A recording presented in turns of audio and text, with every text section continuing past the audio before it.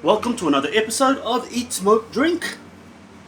Today, I am once again privileged enough to try this particular bottle.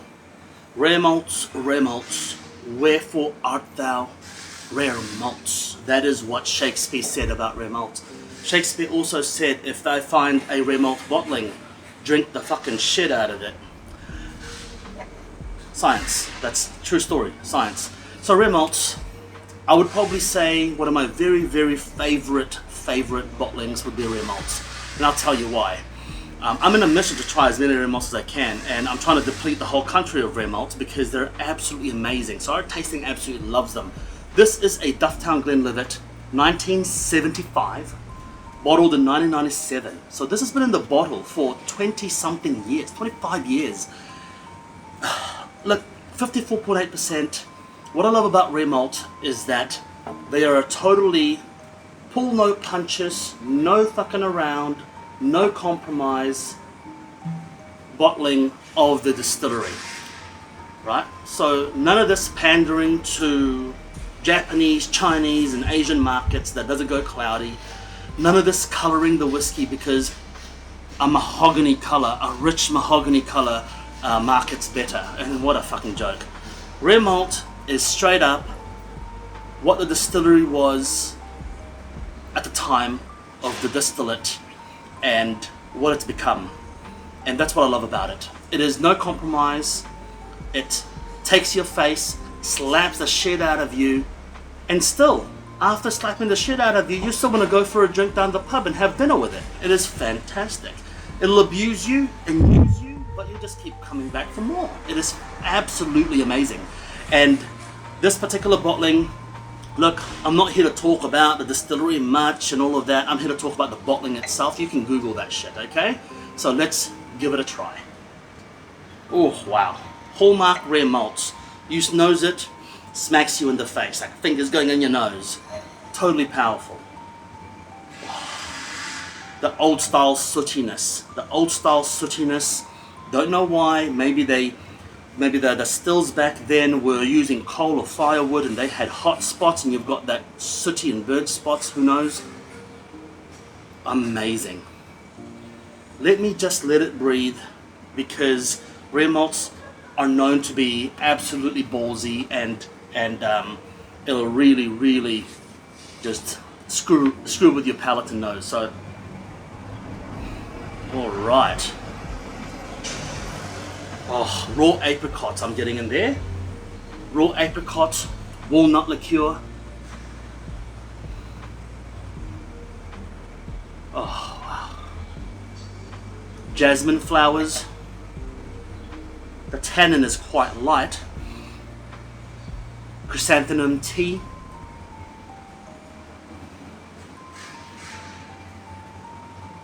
A bit of a vanilla hit in there. I'm thinking this is very much a bourbon hogshead.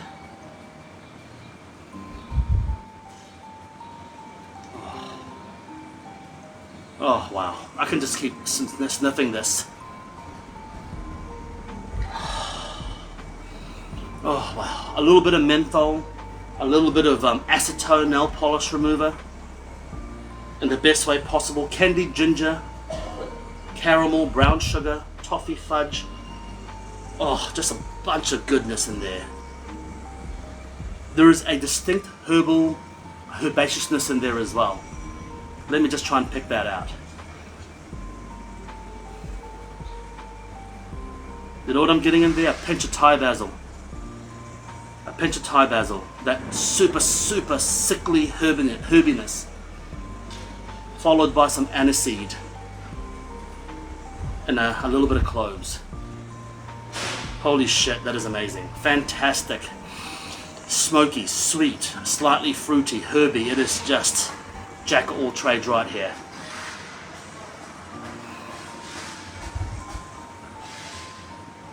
Oh, let's get sipping.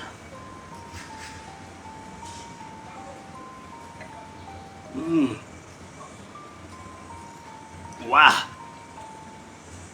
Wow. Boom. Rare malt explosion in the face. Fire. Followed by sweetness. followed by ginger. The ginger's still there. Burnt sugar, definitely smoke. Not sure if it's peat, but definitely smoke. Now I'm not sure where the smoke's coming from. It's an interesting thing. Could be the process of distilling. It could be the kiln, you know, roasting the malt, drying the malt. Not sure, but there's definitely smoke in there. Oh wow, what a strange color too.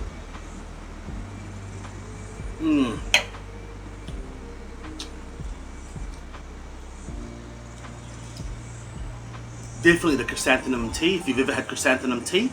If not, go to an Asian supermarket and get these little iced tea bottles with the little flowers looking thing in them. That's chrysanthemum tea. It's got a light tannin, floral, fragrant, very subtle. Wow. What I love about rare malt is that it just engulfs your mouth with flavor. The mouth feel. The flavor is just rolling around your mouth. I don't add water anymore because, one, I've acclimatized my taste buds to handle the cask strength, but also I find that alcohol is the glue of flavor. And if you can get your palate just past that little point, you will get more flavor. All this narrative of it's got to be 43%, that's bullshit. That's just the mass production targets of these companies, in my opinion, that try to get your palate accustomed to low ABV, so you're constantly chasing flavor, right? You're drinking fast because you drink it and the flavor disappears. 99% of the time, low ABV whiskey, the flavor disappears, so you gotta constantly follow it up with more flavor. Your palate's hungry for it. When you have cask strength like this, man, I'm still tasting the flavor. I'm still getting flavor out of my palate as my saliva waters it down. It is absolutely amazing. And speaking of which, I'm starting to get some, as strange as the sound, some asparagus in there. Fresh asparagus. When you snap asparagus and you smell it, that greenness of the asparagus. Not quite the asparagus urine, but the asparagus itself. Okay, so very big difference. I'm getting a little bit of herbaceousness.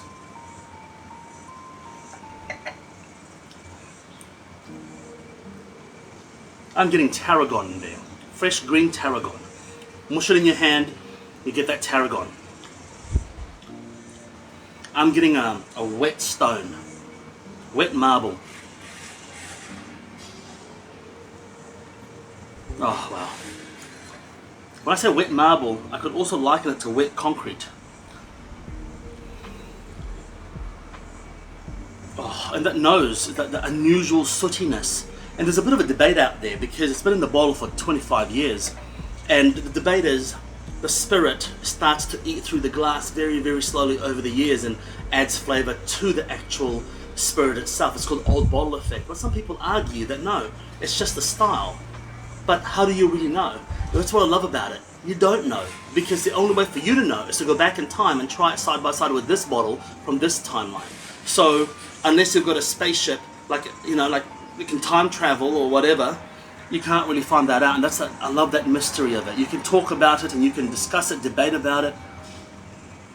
Oh wow.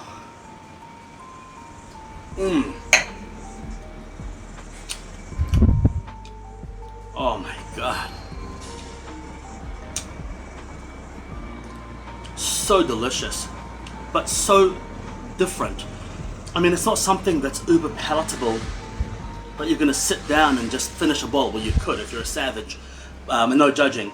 But it's more like, it's just such a different whiskey to what you get today. Every time I try a rare malt, there's nothing today in today's expressions that I've ever tried that is like a rare malt. It's just an impossibility to find. The rare malt is just truly a snapshot of what it was back then. 1975 distillate, this one, 1970s, and it's just such a different beast. Probably less industrial, less modern equipment, more inconsistencies in the process, which adds character to the spirit, you know, and they're looking less to please the mass market of fancy ass sons of bitches overseas. They're more focusing on actually, this is our distillery, this is our representation, and this is what's going to be in the bottle. And I frigging love that. And I frigging love that. No apologies, that's it. They're just no apologies from this bottling. Cigar pairings, this can handle a lot of cigar, but you know what? I actually think you're better off not smoking with this. I would say have this first in your lineup. Give yourself a good 30 mil, maybe even a 60 mil, and just sip it over 15 to 20 minutes, just savoring every small sip and let it develop. And then after that, drink something else and smoke the shit out of something, because from that point on, it's all downhill. Thank you very much for joining me today. Oh, there's a little bit more. Thank you very much for joining me today. Make sure you eat, smoke, drink, and that is medical advice. I am a qualified doctor of medicine. I am not. I take that back. Might as well be though. Until next time, cheers. And tell me, have you tried this before? Let me know your thoughts. I would love to know your thoughts. Cheers.